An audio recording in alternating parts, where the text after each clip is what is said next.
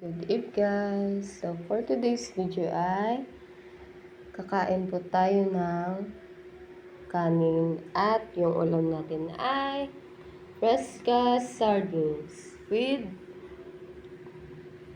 ng green and red katumbal and 3 calamansi.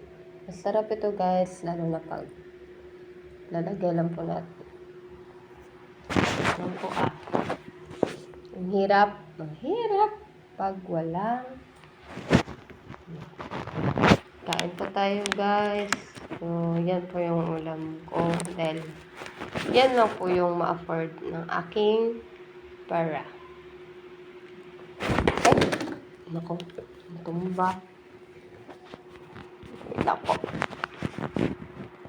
So, lalagyan lang po natin ng